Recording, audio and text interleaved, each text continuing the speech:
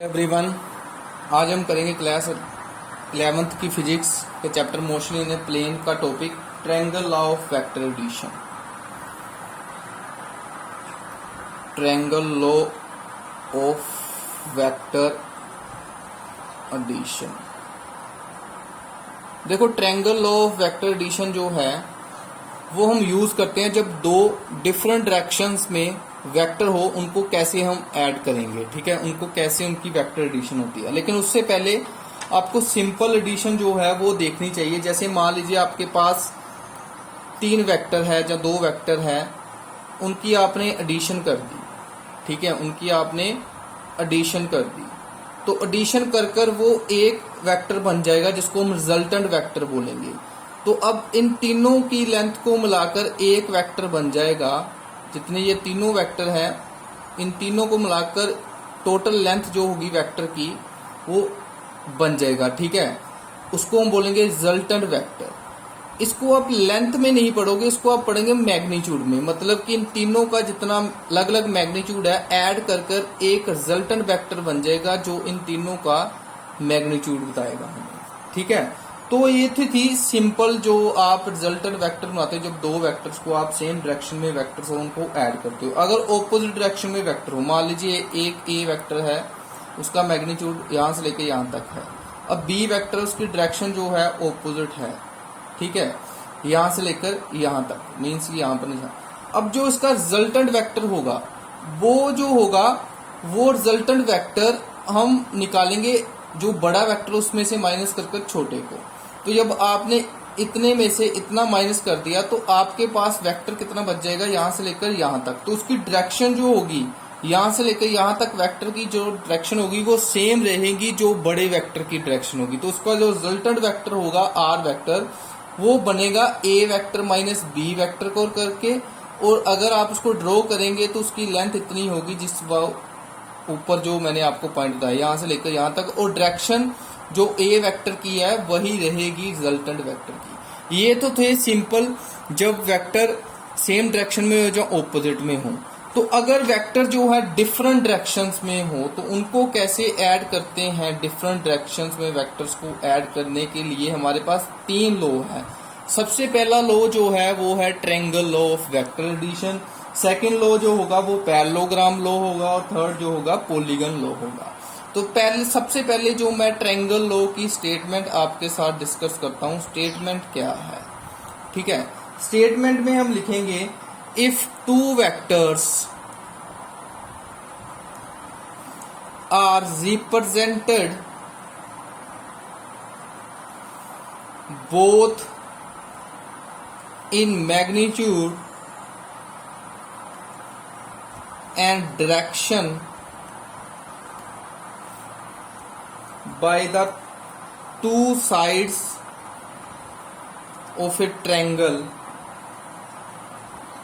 taken in the same order,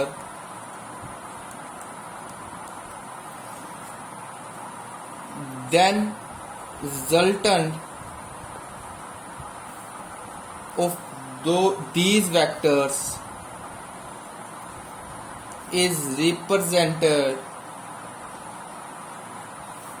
by the third side of the triangle taken in the opposite order। तो इस statement को समझने के लिए आपको डायग्राम जो है वो मैं ड्रॉ करके बताऊंगा। सबसे पहले जैसे मान लीजिए डायग्राम में वो कहता है 2 वेक्टर हैं। ठीक है, 2 वेक्टर जो हैं वो सेम ऑर्डर में है। ट्रायंगल्स की वो 2 साइड्स में हम 2 वेक्टर्स लेंगे। सबसे पहले मैं आपके पास एक, जैसे ये मैंने एक वेक्टर जो है यहाँ से लेकर ये ड्रॉ कर दिया। ठीक है, ए वेक्टर है ये। अब इस वेक्टर के इंक्लाइन थीटा एंगल पर मैंने दूसरा वेक्टर जो है वो ड्रा कर दिया। ठीक है, जो कि बी वेक्टर है। तो अब इसको अगर आप यहां से मिला दे तो ये एक ट्रायंगल बन जाती है।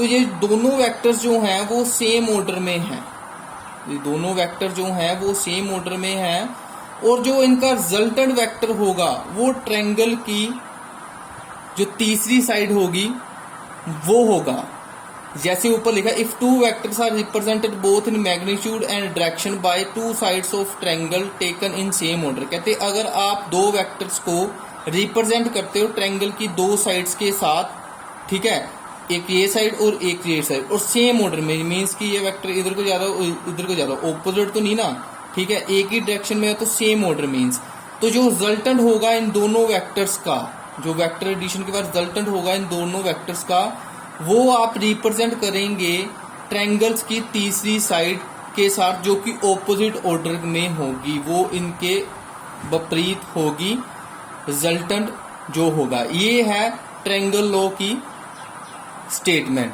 अब इसको आपने स्टेटमेंट का रिजल्टेंट कैसे आपने एक्सप्रेशन जो है वो निकालना है रिजल्टेंट का, वो हम देखते हैं।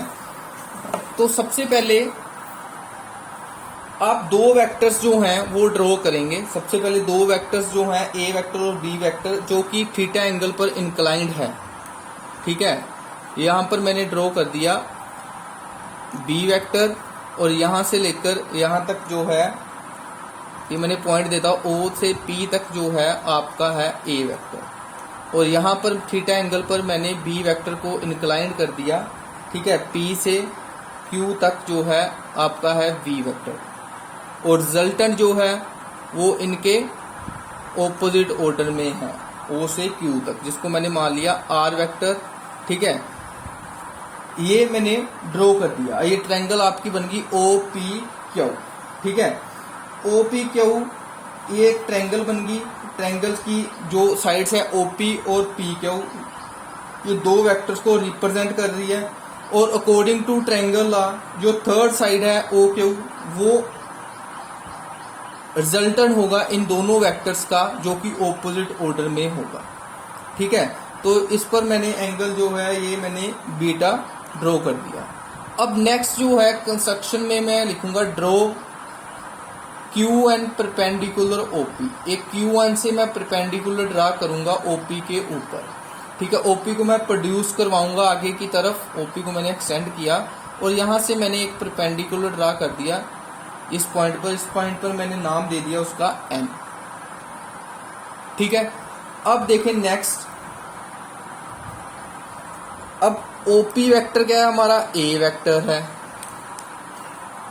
और पी क्यू वेक्टर हमने क्या मान लिया है, बी वेक्टर। डायग्राम में आप देखते हो OP a vector, P Q b vector, और ओ क्यू वेक्टर क्या है, आर वेक्टर। ये हमने यहां से कंसीडर कर लिया। अब in triangle Q N P, तो यहां से क्यू एन पी से अगर आप कोस थीटा निकालते हो तो कोस थीटा कितना आएगा,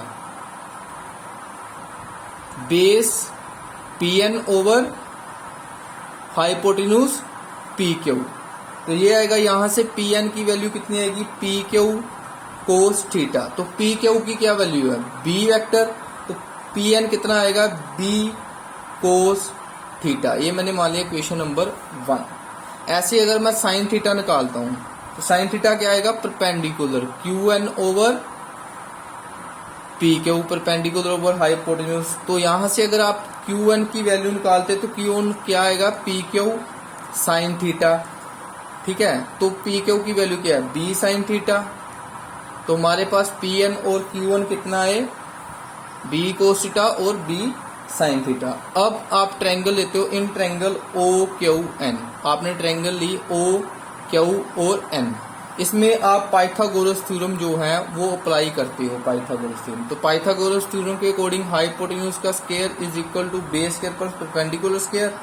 तो ये आएगा हमारे पास O N square plus Q N square. अब आपके पास ओ एन की वैल्यू कितनी है, यहां से लेकर यहां तक। ओ एन को मैं लिखूंगा ओपी प्लस पी एन, ठीक है। तो ओ एन को मैंने लिख दिया ओपी प्लस पी एन का whole square is plus Q N square, वैसे ही मैंने रहने दिया, ठीक है। ओ एन को मैंने लिख दिया ओपी प्लस पी एन, तो इसका स्क्वायर कर दिया।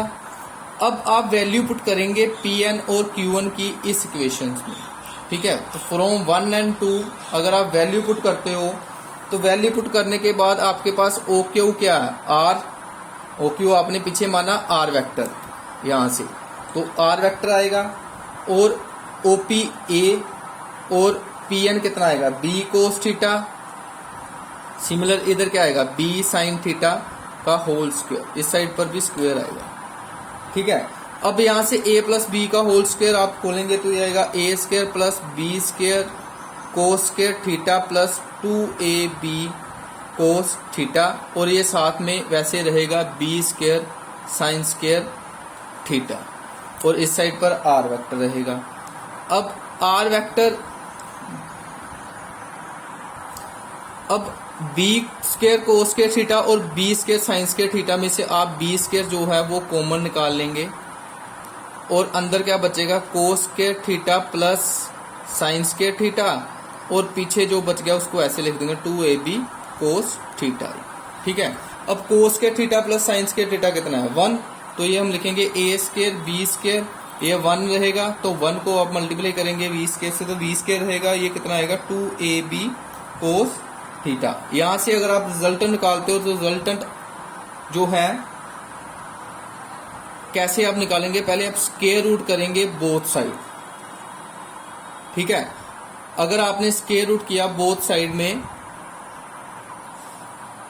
स्क्वायर रूट रहने दो, यहां पर ना आपके पास था O Q square, O Q square, तो यहां से ओ क्यू की वैल्यू आर, तो ये आएगा आर स्क्वायर। ठीक है, तो आर स्क्वायर जब आप करेंगे तो आर स्क्वायर को अगर आप आर में लिखेंगे तो दूसरी तरफ क्या हो जाएगा, स्क्वायर रूट। अब आप स्क्वायर रूट लेंगे, स्क्वायर रूट बोथ साइड, तो अगर आप इस साइड पर स्क्वायर रूट लेंगे तो आर स्क्वायर क्या क्या बचेगा, आर, और इस साइड पर आएगा square root a square plus b square plus 2ab cos theta. ठीक है, यहां से ठीक कर लेना, ये था ओ क्यू स्क्वायर, मैंने आर की वैल्यू पुट की, लेकिन यहां पर आना था आर स्क्वायर क्योंकि ऊपर स्क्वायर है, तो यहां पर जब आर स्क्वायर आया तो मैंने फिर स्क्वायर रूट लिया बोथ साइड पर, तो इस साइड पर स्क्वायर रूट लिया तो ये क्या बच गया, स्क्वायर रूट से स्क्वायर कैंसिल, तो आर बच गया, और इस साइड स्क्वायर रूट अंदर जो वैल्यू है वो मैंने वैसे लिख दी। ठीक है, तो ये हमारे पास आया रिजल्टेंट आर वेक्टर। ठीक है, रिजल्टेंट आ गया हमारा जब दो वेक्टर्स को हमने अलग अलग डायरेक्शंस में ऐड किया according to triangle law of vector addition. तो अगर आपने डायरेक्शन निकालनी है आर वेक्टर की, डायरेक्शन ऑफ आर वेक्टर, अगर आपने रिजल्टेंट वेक्टर की डायरेक्शन निकालनी है तो यहां पर देखो जो आपका रिजल्टेंट वेक्टर है आर वेक्टर, वो ए वेक्टर के साथ बीटा एंगल हमने लिखा हुआ है डायग्राम में। ठीक है, वो बीटा एंगल बना रहा, तो अगर आप यहां से डायरेक्शन निकालने के लिए आपने स्लोप जो है, मीन्स की स्लोप जो है डायरेक्शन आप निकाल सकते हैं यहां से, तो स्लोप कहां से निकाल, टैन एंगल से टैन कितना है, टैन बीटा, और टैन कितना आएगा आपके पास क्यू एन, ट्रायंगल आपने यही लेनी है ओ क्यू एन, तो perpendicular over base Q N over O N, तो क्यू एन की वैल्यू कितनी, बी साइन थीटा, और ओ एन कैसे निकालते हो, OP plus P N, OP की वैल्यू कितनी है, ओपी प्लस पी एन, तो यहां से ये कितना आएगा बी साइन थीटा, ओपी कितना आपके पास ए, और पी एन कितना है बी कोस थीटा, तो ये आपने टैन बीटा निकाल लिया। यहां से अगर आप बीटा निकाल लो तो आपके पास टैन इनवर्स कर डायरेक्शन आएगी। ठीक है, आर वेक्टर की beta is equal to tan inverse, और ऊपर सारा सेम रहेगा B sine theta over A plus B cos theta. तो ये आपके पास ऐसे डायरेक्शन आएगी आर वेक्टर्स की।